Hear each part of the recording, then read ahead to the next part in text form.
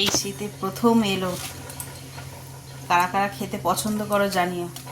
আমাদের তো বেশ লাগে। আর আজকেরটা না এত ফ্রেশ আর বেশ বড় বড়। কে কী নামে ডাকে, অনেকে ফুল চিংড়ি বলে এটাকে, আবার আমরা তো ঘুষো চিংড়ি বলি। সেদিনকে একটা মাছওয়ালা এসেছিলো, এসে বলছে ফুল চিংড়ি। তো এইটা পেয়েছে বলে নিয়ে এসেছে, এটা যদিও বলিনি আনতে। দেখেছো কত বড় বড়, একদম সাদা ধবধবে, কোনো নোংরা ময়লা কিচ্ছু নেই। আর এই হবে মোরলা মাছ, এটাই কাঁচা টমেটো দিয়ে করব। কাঁচা টমেটো এনেছে। আর এটা যারা খায় না তারা ওটা, মানে এই ছোটো মাছ যারা খায় না তারা ওইটা বড়গুলো খাবে। তো চলো রান্না শুরু করে দিই। এদিকে অলরেডি আমার ভাত হয়েই এসছে। এখানে কড়াই তেল বসিয়ে দিয়েছি, ডালও আমার সিদ্ধ হয়ে গেছে। পেঁপে দিয়ে ডাল করবো আজকে।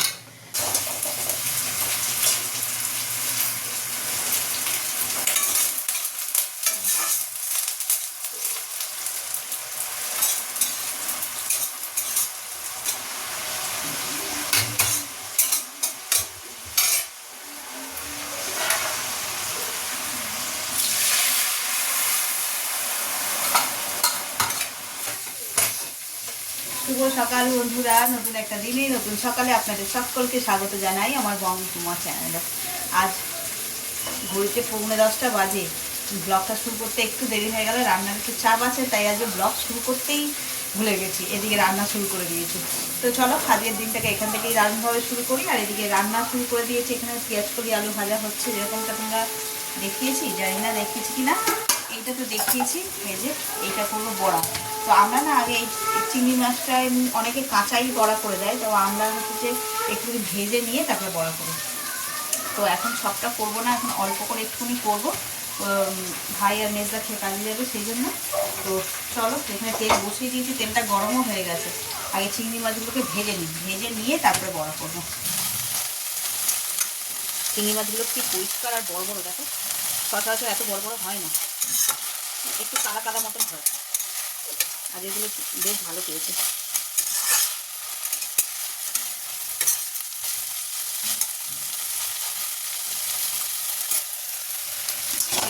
ভাজাটাও রেডি। আর এখানে পেঁয়াজ লঙ্কা বেসন রেডি করে রেখেছি, ওটা ভাজা হয়ে গেলে এর মধ্যে দিয়ে মেখে আর করে নেব।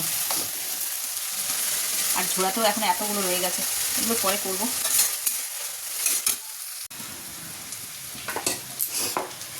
এই দেখো ব্যাটারটা একদম রেডি করে নিয়েছি চিংড়ি মাছের বড়া করব বলে। আর কড়াই তেলও গরম হয়ে গেছে। চলো এরকম ছোট ছোট করে এখন ভেজে দেখি একটা কেমন হয়। ঠিক আছে, অনেক সময় ছেড়ে যায়, কম বেশি হলে পরিমাণ।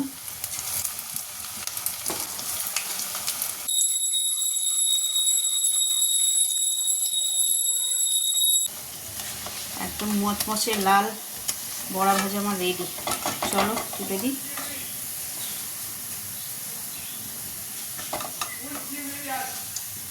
ওই দেখো, বললাম না এর আগে একদিন এসেছিলো একটা লোক, ফুল চিংড়ি করছিল।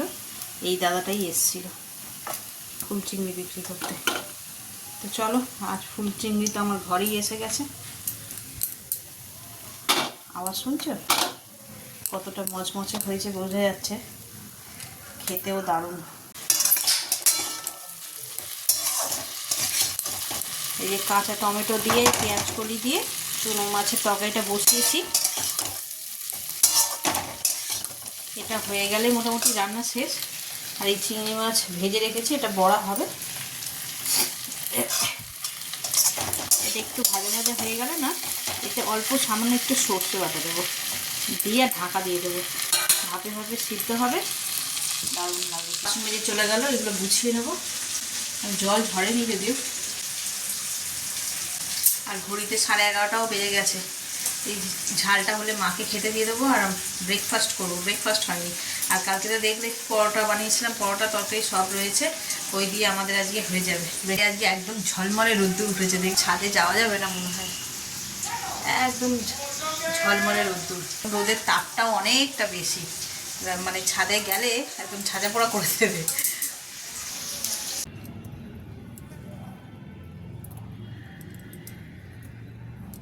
চুনো মাছের ঝাল করবো, এই যে কটা ধনেপাতা নিতে এসেছি, আর যা রোদ্দুর বললাম ঝাঁঝা পোড়া হয়ে যাবে, সত্যি তাই, খুব রোদের তাপ, এত রোদ নেওয়া যায় না। তোমার পালং শাকগুলো সব নুয়ে গেল, এত রোদের, জল আছে কিন্তু মাটি ভিজে, কিন্তু তোমার এত রোদের তাপ না, ছোট ছোট গাছ তো, টাটকা ধনেপাতা তুলবো আর মাছের ঝালে দেব।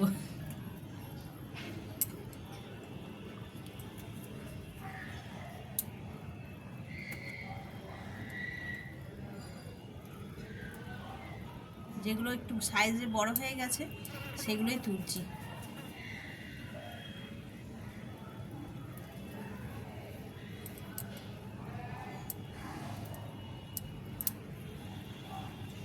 আর এই ধনেপাতাটা দিয়ে যেন মনে হচ্ছে আলু কাবলির গন্ধ ছাড়ছে, এত সুন্দর গন্ধ। বাজারের ধনেপাতাতে এত সুন্দর গন্ধ হবেই না, কোনোভাবেই নয়। আর এখন তো 5 টাকায় এত দিচ্ছে ধনেপাতা, সেই চাষের হাইব্রিড মনে হয়। দেশি ধনেপাতা সবসময় ছোটো ছোটো যেগুলো হয় সেগুলো ভালো। আমাদেরও এখান থেকে এবার ধনেপাতা তুলেই খাবো, আর কিনবো না বাজার দিয়ে। আর এগুলো যদি না তুলি না, এগুলোও সেরকম হয়ে যাবে, কী বলে, ফুল বেরিয়ে যাবে, ধনে ফুল। চলো, এই যা আছে এতেই হয়ে যাবে।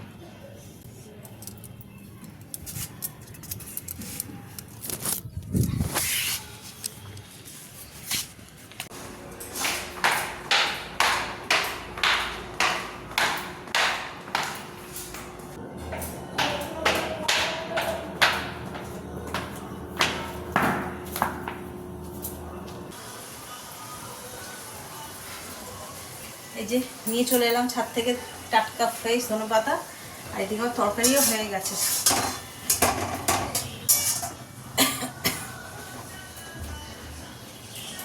এবার এটা ধোবো, ধুয়ে একদম সোজা কড়ায়।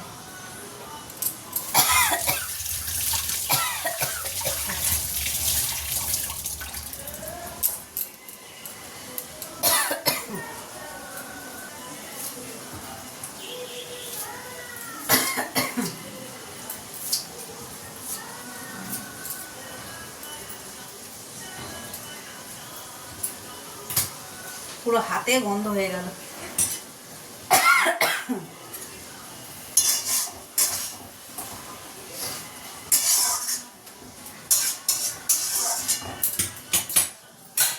আমার মাছের ঝালও রেডি, চলো তোমাদের দেখাই। এই দেখো, এই হচ্ছে চুনো মাছের ঝাল, তার ফাইনাল লুক। গ্যাসটা নিভিয়ে দিই, একদম ডান। হ্যাঁ, কোথায় ভালো হবে?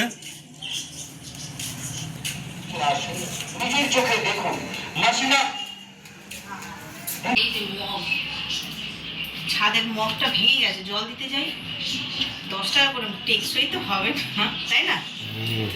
টেকসই তেমন একটা হবে না, নিলাম 30 টাকা চলুক আর কি। 30 টাকাগুলো ভালো, কিন্তু 30 টাকা আসেনি, এইটা 10 টাকা। কালকে জল দিতে গেছি, আমার শাড়ি ভিজে গেছে পুরো, জল দিতে গিয়ে 2 টাকা করে, তো ওই জন্য কিনে নিলাম, ওই জন্য 2টো নিলাম। থাক, আর 30 টাকা যদি তুমি দেখতে পাও মনে মাথায় গেলে, তখন একটা না বাথরুমের একটা কিনবে, আর ছাদের একটা। ঠিক আছে।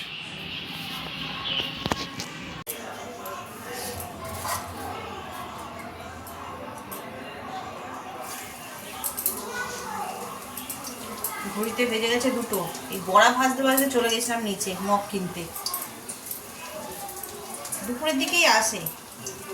আর সকালের দিকে আসলে কি হয়, তখন রান্নাবান্না থাকে, এত তাড়াহুড়ো না, আমি আর নামতে পারি না। আর এটা খুব দরকারি ছিল।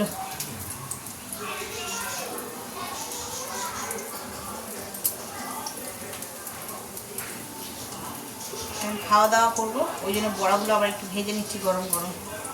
সকালে এক চোট ভাজা হয়েছে, ওদের দিলাম, খেয়ে কাজে গেল, আমরাও একটা এমনি টেস্ট করেছি।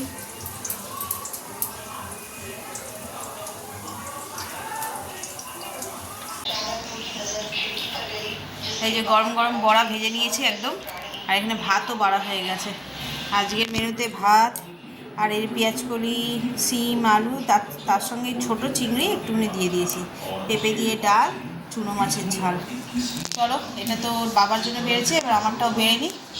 আর দেখতে দেখতে 2:30 বেজে গেল, আর দেরি করা যাবে না, এবার খেয়ে নিই। ওই মগ কিনতে গিয়ে আরও বেশি দেরি হলো।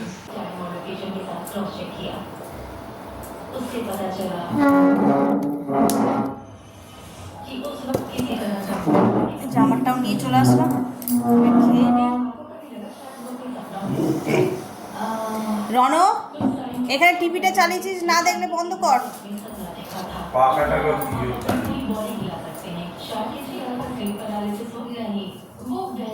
ওই মগ দুটোকে সরাও তো।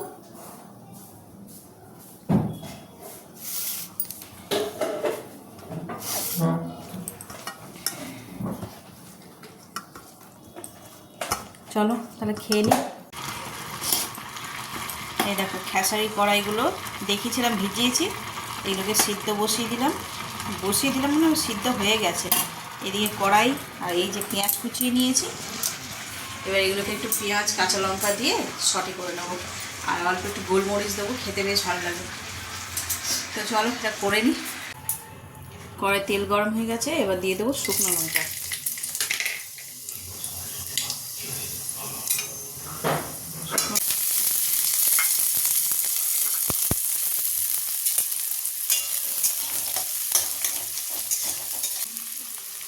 নুন দিয়ে তো কড়াইগুলো সিদ্ধ করেছিলাম, তাই একদম অল্প সামান্য নুন দেব। চলো, হাফ ভাজা হয়ে গেছে, এবার এই যে সিদ্ধ করে রাখা কড়াইটা দিয়ে দেবো।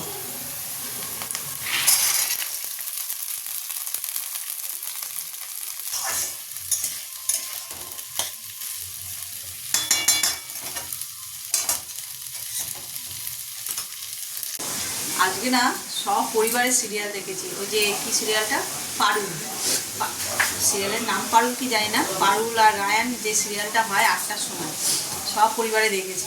মানে আজকে একটা বেশ, যারা দেখো তারা জানো, আজকে একটা ভাইটাল সিন ছিল। আমি এমনি সিরিয়াল দেখি না, কিন্তু আজকে দেখেছি।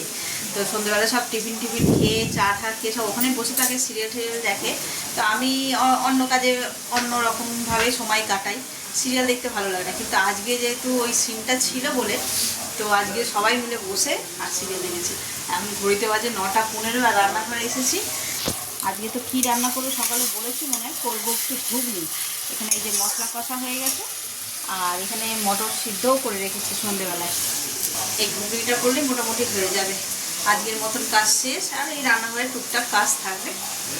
তো চলো, আজকের ব্লগটাকেও তাহলে এখানেই এই পর্যন্তই শেষ করছি।